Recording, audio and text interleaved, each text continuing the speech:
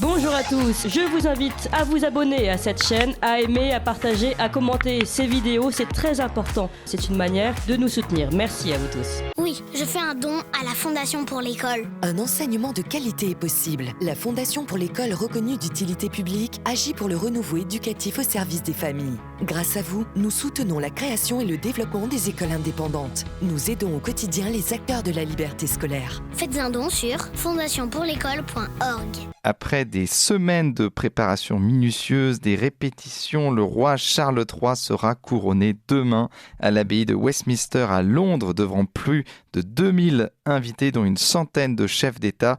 Cette cérémonie se déroulera 8 mois après le décès de sa mère, la reine Elisabeth, qui avait régné pendant plus de 70 ans. Des dizaines de milliers de personnes sont attendues dans les rues de la capitale pour tenter d'apercevoir le couple royal dans le carrosse qui les mènera à la cérémonie. Des millions de téléspectateurs suivront le couronnement depuis chez eux. Alors cet événement marque les 70 ans depuis le couronnement d'Elisabeth II et le Royaume-Uni donc s'apprête à célébrer ce couronnement pendant 3 jours. Et pour en parler ce matin, nous sommes avec Anne Collin. Bonjour Anne Collin.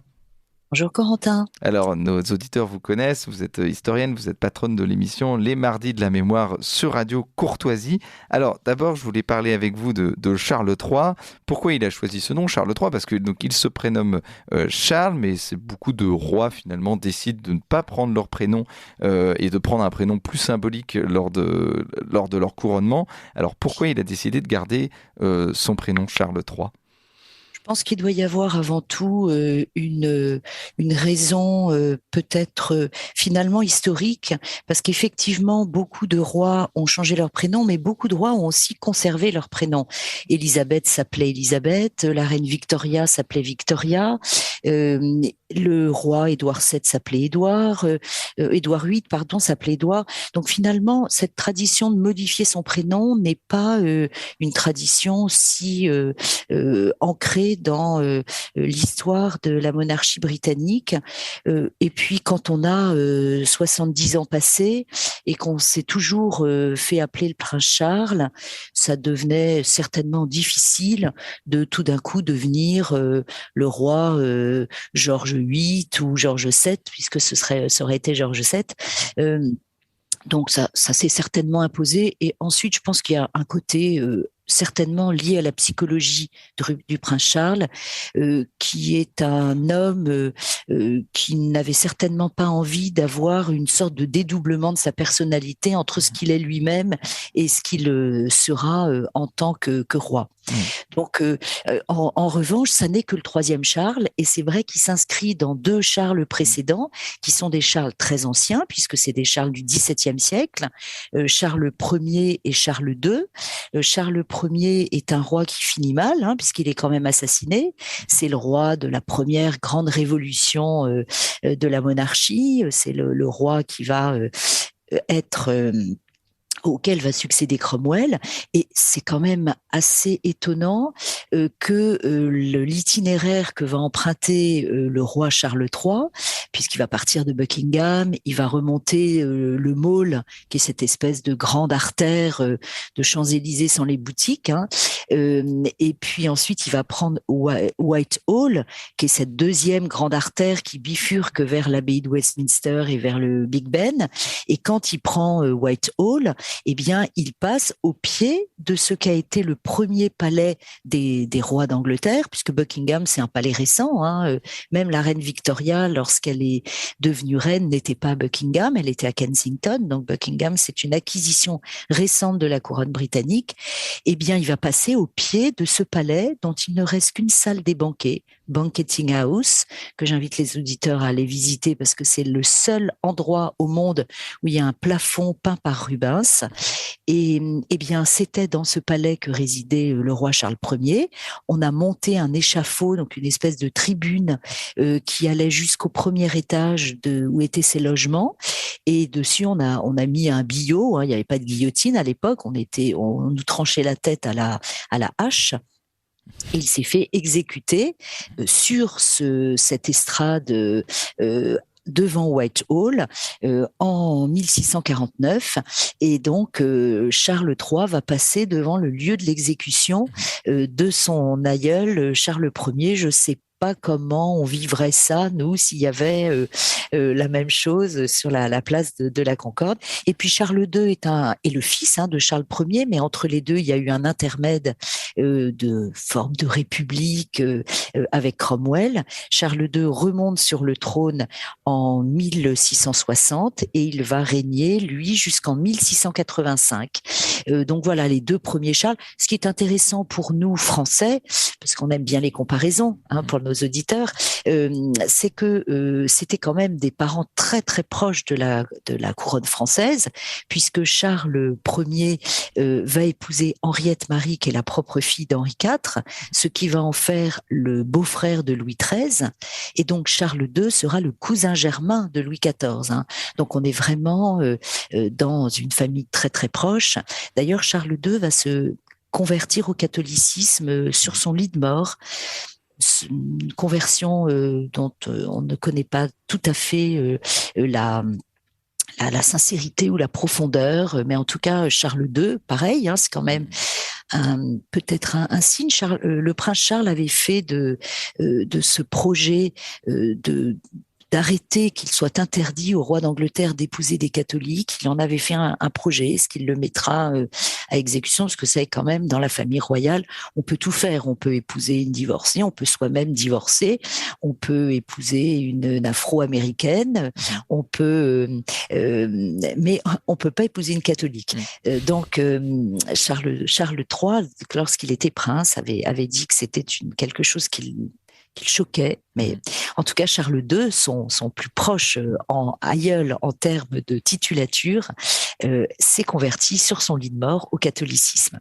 Vous disiez tout à l'heure, Corentin, juste une petite chose sur ce délai entre l'investiture, donc le couronnement, parce que je rappelle que le couronnement, comme pour les rois de France, ça ne fait pas le roi. Le roi est roi à partir du moment où son père ou là sa mère est décédée. Mais le sacre ne fait pas le roi en Angleterre comme en France. C'est une espèce de rite de passage. C'est comme un peu l'investiture de nos présidents de la République. C'est une cérémonie qui achève, qui couronne. L'expression que l'on emploie maintenant est assez bien vue. Ça couronne de façon suprême le fait d'être roi, avec l'élément majeur dont on parlera qui est l'onction. Mais ce délai d'attente entre le fait d'être vraiment roi au décès de son aïeul et puis le sacre vient du fait que le sacre est une cérémonie joyeuse. Donc il faut respecter un temps de deuil normal. On va pas faire la fête alors qu'on est en deuil. Donc il y a un délai, et ce délai-là de pas tout à fait 9 mois est assez court. Généralement, c'est plutôt 1 an, et ça a également été le cas chez les rois de France. Les rois respectaient ce délai. Notre dernier roi couronné dans une succession normale, qui est donc Louis XVI, puisque après, que ce soit Louis XVIII, Charles X ou Louis-Philippe, on est dans des procédés un petit peu plus anormaux, mais le dernier roi couronné de façon normale, c'est Louis XVI. C'était 13 mois entre son accession à la mort de Louis XV et son couronnement. Donc voilà, c'est vraiment un respect pour témoigner de la fin d'une période de deuil. Un temps de deuil donc de 8 mois. Alors, et aujourd'hui, donc le roi Charles III, donc il est roi, il a eu du mal quand même à gagner le cœur des Anglais pendant des années, notamment après son divorce avec la princesse Diana, puis aussi de nombreux scandales qui l'ont précédé, qui ont précédé le divorce. Alors aujourd'hui, il succède à Élisabeth II, qui était très populaire. Aujourd'hui, quelle est la popularité donc du roi Charles III en Angleterre ? Alors là, si l'on s'en tient à ce que nous disent les journaux et les tabloïds anglais, la popularité diminue en fonction de l'âge. Dans la tranche d'âge, j'ai vu des 18-26 ans, seuls 23% ou 28% des jeunes considèrent que la monarchie britannique a lieu d'être. Chez les, je crois, 25-50, c'est un petit peu plus. Mais là, je voyais que, à l'occasion, évidemment, du couronnement, on reparle dépenses, puisqu'il faut rappeler que l'intégralité des frais du couronnement sont pris en charge par l'État, c'est les finances publiques, donc c'est les impôts des Anglais, c'est sûr qu'avec cette période quand même compliquée que vit l'Angleterre et le monde, ça passe un peu mal. Je crois que plus de 51% des Anglais considèrent qu'il faudrait que ce soit la famille britannique qui paie les frais de ces cérémonies. Alors, le prince Charles et maintenant le roi Charles avait affirmé que les dépenses seraient bien moindres que ce que ça avait été lors du couronnement d'Élisabeth II. Il n'en est rien, c'est comme nos JO, on a déjà doublé les dépenses annoncées pour le couronnement du prince Charles, enfin du roi Charles III, même si on a diminué le nombre de policiers, on a diminué l'escorte qui ne va durer que, je crois, une vingtaine de minutes contre 45 minutes, tellement il y avait de régiments qui suivaient le carrosse. Mais bon, c'est quand même des dépenses colossales. Maintenant, il ne faut pas quand même oublier quelque chose, c'est que l'État n'est pas idiot, hein. S'il finance, c'est parce qu'il sait c'est une manne financière. C'est des retombées touristiques, hôtelières, radiodiffusées, télédiffusées, qui sont extraordinaires. Donc, le jeu, je pense, en vaut la chandelle. Alors, un point commun avec Radio Courtoisie qui m'a amusé, ils ont inventé, vous savez, dans la couronne britannique, maintenant, il y a les membres actifs et les membres non actifs. Donc, comme à Radio Courtoisie, il y a les membres actifs et les membres non actifs dans le bureau du conseil d'administration. Et donc là, ne seront dans les processions, à l'aller comme au retour, que les membres actifs, c'est-à-dire ceux qui ont des représentations officielles et qui représentent dans des associations, enfin dans tous les différents patronages qui ont un rôle. Ça permet d'évacuer le prince Harry, les filles d'York, le prince Andrew, et de ne mettre finalement à l'honneur que le duc et la duchesse d'Édimbourg, donc le plus jeune fils d'Élisabeth II, qui viennent d'être titrés donc duc et duchesse d'Édimbourg. Il a repris le titre de son père. Et puis le prince et la princesse de Galles, que les Français s'évertuent toujours à appeler William et Kate, mais que les Anglais aiment bien quand même appeler par leur titre plus honorifique.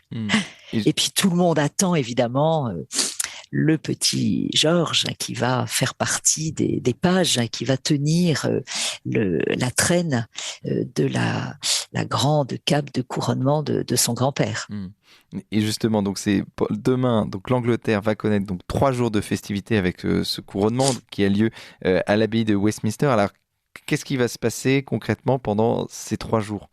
Oui, alors moi je vais plutôt vous parler de la cérémonie parce qu'après, pendant les 3 jours, ce sont c'est un petit peu comme notre président de la République quand il reçoit les vœux de différents corps d'État. Après, en Angleterre, on fait toujours la fête, hein. Les Anglais sont quand même les spécialistes de la fête. Donc, alors il y a eu la Garden Party à Buckingham est déjà faite. Je ne sais pas pourquoi, mais elle a été faite précédemment. Et après, il va y avoir des concerts. Il y a tous les grands stars du rock et de la chanson et du théâtre et enfin qui vont participer à des cérémonies. Le couronnement lui-même, donc c'est une cérémonie assez brève, hein. Pour la reine Elisabeth, ça avait duré 3 heures, là c'est 2 heures. Je crois que les télévisions, dès 9h30, sont sur place, mais la cérémonie en elle-même commence à 11h. Donc, cette grande procession dans un carrosse récent, hein, un carrosse qui a été construit pour la reine Elisabeth pour son jubilé de diamant en 2014. Donc, plus petit carrosse, puisque c'est le roi, mais il n'est pas encore couronné. Retour avec le grand carrosse d'État, qui est un carrosse qui a servi depuis des siècles aux différents rois d'Angleterre. Et puis donc l'itinéraire que j'ai dit, Buckingham, The Mall, Whitehall, l'abbaye de Westminster. Abbey de Westminster, qui est le lieu des sacres depuis Guillaume le Conquérant, je crois, hein, 1066, accueilli par l'archevêque de Canterbury, qui est le grand primat de l'Église d'Angleterre, et ensuite tout un rite codifié depuis, parce qu'il y a un livre, le Liber Regalis, je crois, si je ne me trompe pas, je vérifie dans mes petites notes oui c'est ça, le Liber Regalis, vous savez, dans la série The Crown, on voit la reine Elisabeth qui le cherche dans ces différentes petites malles pour voir comment ça va se passer, et parce qu'elle avait fait répéter son père, qui a d'ailleurs eu un couronnement étonnant, le roi George VI, parce que comme Édouard VIII a abdiqué, il n'a jamais été sacré. Couronné, le roi Édouard VIII. Et du coup, George VI, lui, a été couronné très près de son élection comme roi, puisqu'il a conservé la date qui était prévue pour le couronnement de son frère. Donc, c'était un couronnement rapide, lui. Donc, c'est très, très codifié avec... 3 sortes de passages. Hein. Il y a une espèce de première cérémonie qui est une cérémonie de présentation, de reconnaissance, puis la cérémonie vraiment du sacre, et ensuite une espèce on va pas dire de messe, puisque les anglicans n'ont pas de messe, mais de culte avec une communion. Vous savez que quand la reine d'Angleterre avait autorisé la télédiffusion de son sacre en 1953, eh bien, elle avait demandé en revanche que l'onction et la communion ne soient pas filmées. Elle voulait être oint de façon discrète, intime, avec un dais d'ailleurs qui sera là et qui symbolise la discrétion, le rapport intime entre le roi et son Dieu. Et puis il y a une communion. Alors il communie au pain et au sang. Je ne sais pas dans ce que ça représente véritablement pour l'Église d'Angleterre, mais en tout cas c'est le deuxième grand moment fort de cette cérémonie. Et puis ensuite, la fin de la cérémonie, c'est la remise de tous les objets, la couronne, l'anneau, le globe, le sceptre, les épées, et puis un tas de cérémonies d'allégeance qui sont faites avec le premier qui prêtera allégeance, qui est donc le prince de Galles, William, qui prêtera le premier allégeance à son père. Si vous me le permettez, Corentin, j'aimerais parler de l'huile, parce que vous savez que nous... Allez-y, on va finir là-dessus justement, oui, mais c'est vrai que c'est important. Une toute petite minute juste pour dire aux auditeurs que nous, la tradition dans les sacres des rois de France, c'était une huile sacrée, miraculeuse, amenée par une colombe au moment du baptême de Clovis. Alors, bon, ça n'est pas le cas en Angleterre. Il n'empêche que cette huile est tout aussi importante pour eux, à tel point que l'huile donc qui va consacrer Charles et ensuite Camilla, la reine consort, qui elle ne la recevra que sur les mains. C'est une huile qui a été consacrée le 3 mars dernier par le patriarche de Jérusalem et l'archevêque anglican de Jérusalem lors d'une cérémonie à l'église du Saint-Sépulcre. Et c'est une huile qui a été fabriquée à partir d'olives récoltées au Mont des Oliviers, au monastère de l'Ascension et au monastère de Marie-Madeleine, parce que c'est le lieu de sépulture de la grand-mère de Charles III, la mère de Philippe, le duc d'Édimbourg, feu le duc d'Édimbourg. Elles ont été pressées à l'extérieur de Bethléem et on leur a rajouté des huiles essentielles de sésame, de rose, de jasmin, de cannelle, de néroli, d'ambre et de fleurs d'oranger. Selon une recette ancestrale, la seule chose que l'on nous a dit, c'est que la recette ancestrale avait été un tout petit peu modifiée pour qu'elle soit végétalienne. Il n'y a rien d'animal à l'intérieur de cette huile. Nous voilà rassurés, oui. Corentin. Oui, c'est le côté Charles III qui aime bien les produits bio et végétal. Merci beaucoup Anne Collin. C'est demain à midi, donc le couronnement de Richard III. Vous allez regarder, je suppose. De Charles III. De Charles III, oui. De Charles III.